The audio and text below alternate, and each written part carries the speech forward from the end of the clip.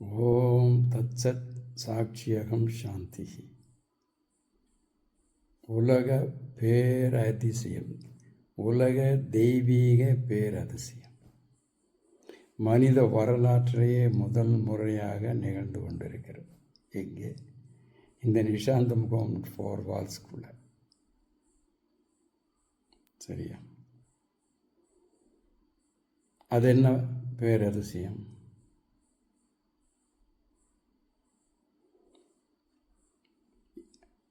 இதற்கு முன்னால் ஒரு வீடியோவில் பார்த்தோம். உலகத்திலேயே மிகவும் தீர்க்க முடியாத பிரச்சனை, முடிவில்லாத பிரச்சனை, இந்த உலகத்தையே அழிக்கின்ற பிரச்சனை, அதுதான் அணுகுண்டு பிரச்சனை என்று பார்த்தோம் இல்லையா? அப்படி அந்த அணுகுண்டு பிரச்சனைக்கு இதுவரைக்கும் தீர்வு இல்லை. இந்த அணுகுண்டு 15,000 அணுகுண்டுகள் அஃபிஷியலாக, ஆனால் அன்அஃபிஷியலாக 20,000க்கு மேலே இருக்குன்னு அறிஞர்கள் சொல்கிறாங்க. இந்த அணுகுண்டினுடைய வலிமை பற்றி பிரைன் டூன் அப்படிங்கிறவுடைய விஞ்ஞானியினுடைய, இது பிரைன் டூன்கிறவர் இந்த அணு ஆயுதங்களை பற்றியும் அணுகுண்டு பற்றியும் 35 வருஷம் ரிசர்ச் பண்ணியிருக்கார். அவருடைய சொற்கள் எவ்வளோ வேல்யூவானதுன்னு பாருங்கள். அவருடைய 2-3 வீடியோ இருக்குது, அதை பாருங்கள், ஆங்கிலத்தில் இருக்குது. அப்பேற்பட்ட யாருமே இதுக்கு அணுகுண்டுக்கு தீர்வு இப்படிப்பட்டது அப்படிப்பட்டது தூயின்னு நிறைய அறிஞர்கள் இந்த அணுகுண்டு பற்றியும் போரை பற்றி எல்லாம் போடுவாங்க. ஆனால் ஒருத்தர்கிட்டையும் தீர்வு இல்லை. இருந்தால் தானே அந்த தீர்வு நம்மளுடைய மகாசித்தருடைய மனதில் பாகமாக வச்சுருந்திருக்கார் இது வரைக்கும். இப்பொழுது தான் அந்த மகாசித்தர் பகவான் ஜெகத்குரு பகவான் ஸ்ரீ விஸ்வமகாமுனி அவர்கள் 1974 இந்த மகா சித்தர் இவனுக்கு இந்த கருவிக்கு வெளிப்படுத்தி சொன்னார். அப்போ இருந்து இவன் ஆராய்ச்சி பண்ணி அது என்ன அப்படின்னா இந்துக்களுடைய ஆதார சாஸ்திரம், இந்துக்களுடைய ஆதாரம், இந்துசத்தினுடைய ஆதாரம். இந்துசம் மதம் அல்ல, மதம் அல்ல, மதம் அல்ல. It is super science, it is universal super science. சரியா? அப்போ எல்லா மதங்களும் it is integrated with in that. Real மதங்கள், மத வெறிகள் அல்ல. சரி, அதை விடுங்க. இப்போ அதுக்கு அந்த நம்ம இந்துஸ்தனுடைய ஆதார சாஸ்திரம், அதுக்கு ஹோலி சுருதி, பவித்திர சுருதின்னு பேர். அதில் இருந்து இன்ஸ்பயர் ஆனது தான் எம்பெருமா இந்த ஃபோவோல்டுங்கிற தத்துவத்தை கொடுத்துருக்காரு. அதாவது ஏடிஎஃப்டி டெமோக்ரஸி, அதுதான் அணுகுண்டுக்கு தீர்வு. அது என்ன ஏடிஎஃப்டி? ஏஏவிஎஸ், டின் ஃபார்முலா டெமோக்ரஸி. அதை பற்றியெல்லாம் அப்புறம் விளக்கலாம். அப்போ உலக பேரதிசயம் எப்படி இருக்குது? 54 வால்யூம் வடிவாக இருக்குது. 3-4 மொழியில் இருக்குது. 3 மொழியில் 24 வால்யூம் இருக்குது. 22, 12, 34 வால்யூம் இருக்குது. அதெல்லாமே மீறி 20 வால்யூம் 3 மொழியில், 4 மொழியில் இப்படியெல்லாம் இருக்கும். இதை பற்றி சுருக்கமாகவும் தெளிவாகவும் ஒரு கடிதம் குட்ரெட்ஜ் அவர்களுக்கும் இந்திய பிரதமர் மோடி அவர்களுக்கும் ஒரு 800 பக்கம் தனி தீசஸ் இந்தியிலையும் ஆங்கிலத்திலையும் இருக்குது. இது எல்லாம் அப்போது அணுகுண்டுக்கு தீர்வு வர்றது உலக பேரதிசயமாக இல்லையா? இந்த இந்த இந்த உலகம் முழுவதுமே, இந்த கலியுகம் முழுவதுமே மாறி சத்திய உலகமாக அன்பு, அகிம்சை, சத்தியம், வைராக்கியம், ஆன்மனைய ஒருமைப்பாட்டு வடிவாக அந்த உலகம் மாறுங்கிறது பேரதிசயம் இல்லையா? அதுக்கான லிட்டரேச்சர் தான் 54 வால்யூம். இப்போ அடுத்த வீடியோ ஒரு அவசர கதியில் எடுத்தது பாருங்கள். ஜஸ்ட்டு அது கொஞ்சம் இருக்கும், அதை பாருங்கள். உலக அதிசயங்கிறத அவர் விளக்குவார் கொஞ்சம் சுருக்கமாக. ஜெகத்குரு பிபிஆர்கே விளக்குவார் அவசர கதியில். இது எடுத்தது ஒருத்தருக்கு, ஒரு அன்பருக்காக எடுத்தது. அதை யூடியூப்பில் போடணும். நம்மளது எல்லாம் இது தானே, ஃபார்மாலிட்டிங்கிறது கிடையாது. செய்தி மக்களுக்கு பரவணும். இதெல்லாம் மக்களுக்கு அறியாமல் இருக்குது. இப்போ இந்த அணுகுண்டு பிரச்சனை பற்றி பாருங்கள், முக்கால்வாசி பொலிட்டீஷியனுக்கும் மக்களுக்கு தெரியாது, என்ன நடக்குதுன்னே தெரியாது. அப்படி தெரிஞ்சதுனால ஊயின்னு பயந்தா இருக்குன்னா தீர்வு ஒருத்தருக்கும் தெரியாது. தீர்வு இந்த சுருதியில் மகாசத்தில் இப்போ தான் முதல் இந்த 4 வாரக்குள்ளே இருக்குது, எப்படி தெரியும்? இப்போ இந்த வீடியோ மூலமாக தெரிஞ்சிடும். சரியா?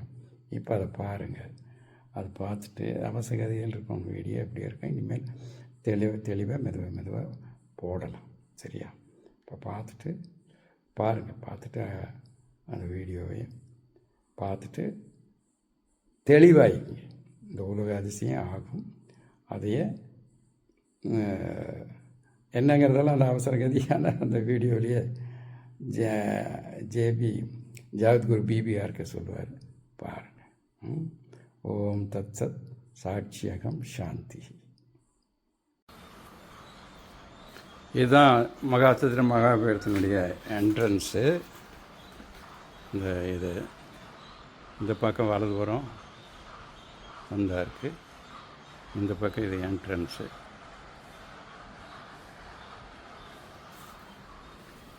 ஆடி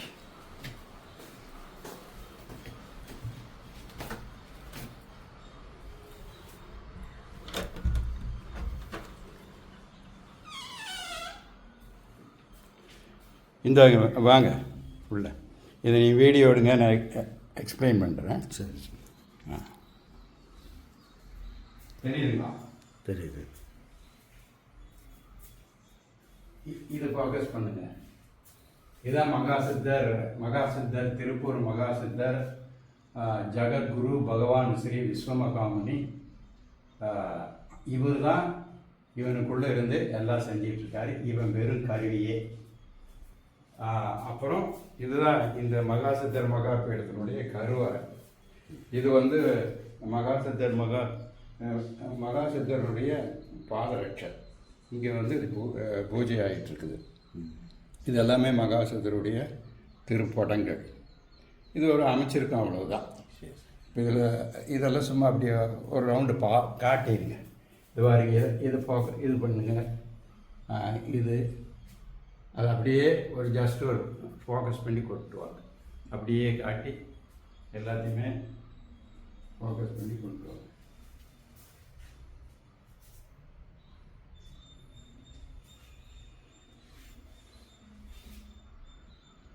இது எல்லாமே இங்கே கிளாஸ் எடுக்கும்.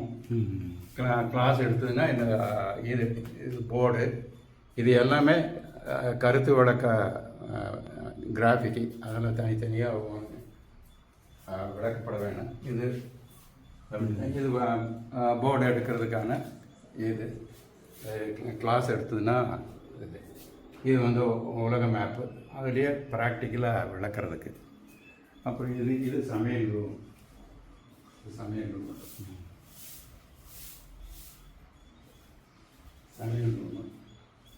அப்புறம் இப்போ வாங்க, மெயினாக இது என்ன உலக அதிசயம் அப்படின்னா என்ன ஃபோக்கஸ் பண்ணுங்க.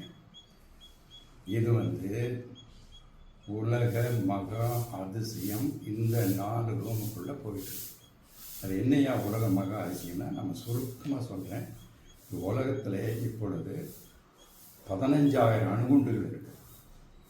ஒரு அணுகுண்டு போட்டாலே உலகம் முழுவதுமே அழிஞ்சு போயிடும் அப்படின்னு பிரெயின் டூனுங்கிற 35 வருஷம் இந்த அணுகுண்டுகளை பற்றியும் இப்போ ஆராய்ச்சியாளர் பிரெயின் டூன் அப்படிங்கிறவுடைய வீடியோவை நீங்கள் யூடியூப்பில் போட்டிங்கன்னா தெளிவாக தெரியும். சரியா?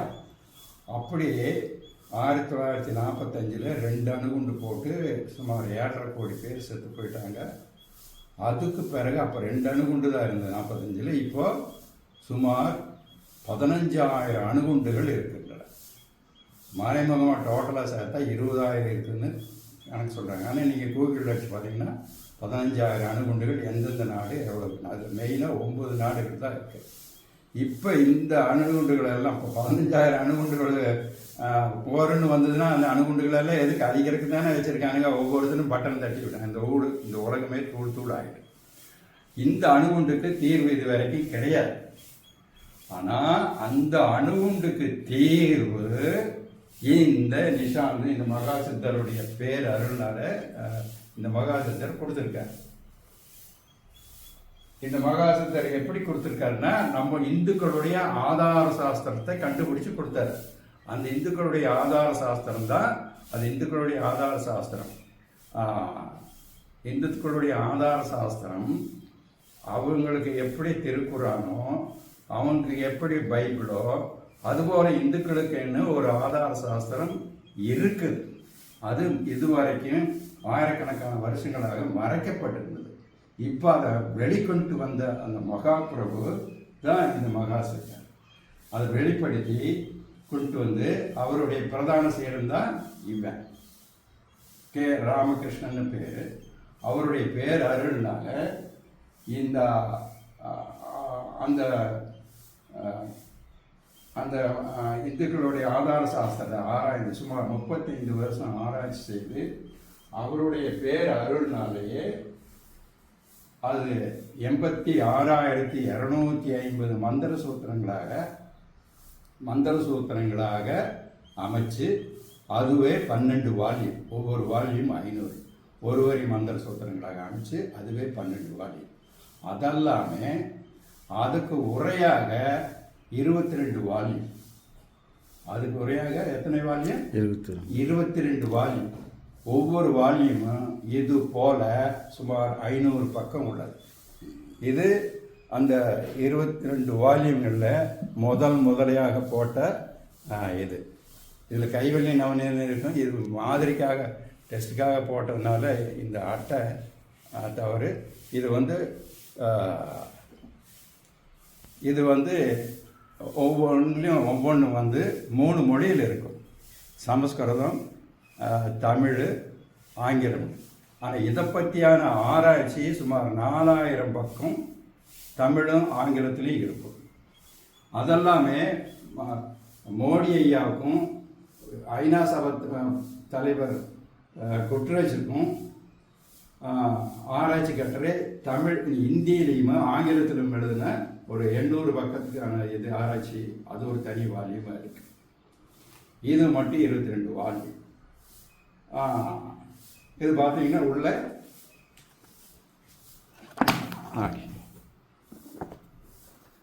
சமஸ்கிருதம், தமிழ், ஆங்கிலம் 3 இருக்கும். இப்படி ஜாஸ்ட்டு பாருங்க, ஒரு இதுக்கு தான் அவ்வளோதான். இது போல் அப்புறம் 22 வால்யூம் உரையாச்சா. அதெல்லாமே இந்த சுருதி இப்பேற்பட்ட இதுதான் இந்துக்களுடைய ஆதார சாஸ்திரம். இந்துசம் வந்து மதம் அல்ல, த super science, the greatest super science, the world universal சாஸ்திரம். அந்த சூப்பர் சயின்ஸ் தான் இது. இந்துசம் மதம் அல்ல. அந்த இதுக்கு தான், அந்த இந்துசத்துக்கு தான் ஆதார சாஸ்திரம் 12 வால்யூம், ஒவ்வொரு வால்யூம் 500 பக்கம் இருக்கு. இது போல சரியா. இது முதல் வால்யூம்னே வச்சுக்கங்களேன். அதெல்லாமே 22 வால்யூம், இது 12, 34 வால்யூமே இந்துக்களுடைய ஆதார சாஸ்திரம் ஆயிடுச்சு. புரியுதுங்களா? அப்போ அதெல்லாமே இதுதான் சுருதின்னு பேர்.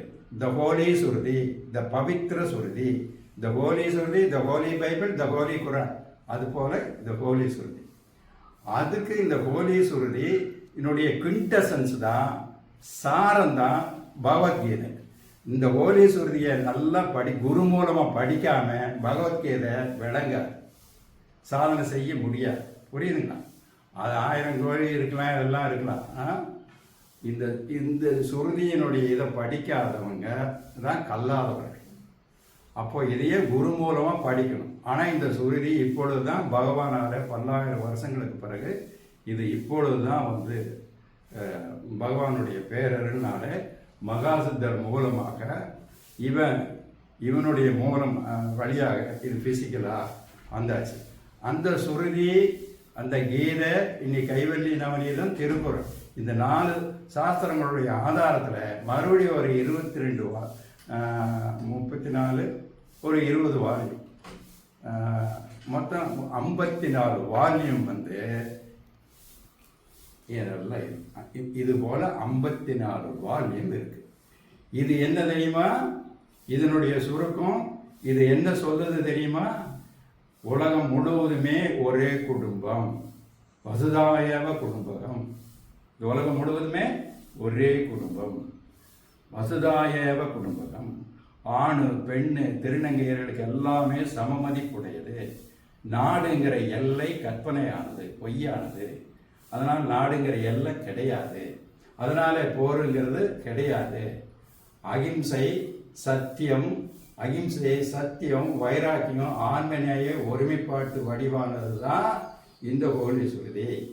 அந்த வடிவானது தான் மனித இனம் அப்படின்னு முழங்குது. வர்ணாச்சிர தர்மங்களோ ஜாதி மத பேதங்களோ எல்லாமே கற்பனை. அது எல்லாம் மத வெறிகளை கொண்டு போய் விட்டு மனித அழிவுக்கு இட்டு செல்கின்ற கற்பனைன்னு இது முழங்குது. புரியுதா? அப்போ நாடுங்கிற எல்லை இல்லை, இந்த உலகம் முழுவதுமே ஒரே குடும்பம். அப்போ இந்த ஒரே குடும்பத்தில் எல்லாருமே உழைப்பை ஃப்ரீயாக கொடுப்பாங்க. உலகம் முழுவதுமே ஃப்ரீயாக இருக்கக்கூடிய மக்கள் அனைவருடைய உழைப்பையும் ஃப்ரீயாக கொடுப்பாங்க. அப்போ இந்த உழைப்பு எல்லாமே இந்த ஒரு கவர்மெண்ட், அதுதான் கராஸ் ஏஏவிஎஸ்எஸ் போகு வேர்ல்டுங்கிற government. One land, one people, one family, one காடு, ஒன் ரூல் அப்படிங்கிறது தான் போகு வேர்ல்டு.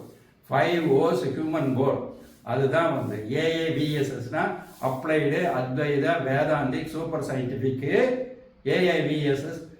ஏஏவிஎஸ்ங்கிறது அது. அப்புறம் போகு வேர்ல்டுனா 5 O's human world. One land, one people, one family, one காடு, ஒன் ரூல் அப்படிங்கிறது தான் இந்த உலகம் முழுவதுமே மாறி. அப்போ இந்த உலகம் முழுவதுமே ஒரே குடும்பம், ஒரே குடும்பத்தினோட உழைப்பு எல்லாமே ஃப்ரீயாக இந்த உலகத்துக்கு கொடுப்பாங்க மக்களுக்கு. அப்போ இந்த இதில் இருக்கக்கூடிய இந்த கவர்மெண்ட்டினுடைய தலைமை எல்லாத்துக்குமே எல்லாமும் ஃப்ரீயாக கொடுக்கும். அப்போ எல்லாமே ஃப்ரீயாக கொடுக்கும். அப்போ எல்லாமே ஃப்ரீயாக கொடுத்ததுன்னா எல்லா சோம்பேறிகளாக எப்படி இருப்பாங்கன்னு என்ன வேண்டாம். அதனால தான் ஏஏவிஎஸ்எஸ் போகும்போதுங்கிறது ஆன்மீகம் அடிப்படை. மனித வாழ்வுனாலே ஆன்மீகத்துக்காக கடவுளை உணர்வதற்காக கொடுக்கப்பட்டது அந்த மனித உடம்பு. அதைத்தான் ஏஏவிஎஸ் இருக்கு. ஆன்மீகம் குழந்தையிலிருந்தே கற்பிக்கப்பட்டு விடும். இந்த உலகத்தில் வெளியில சுகமே கிடையாது, உள்ள இருக்கிறதா சுகம்.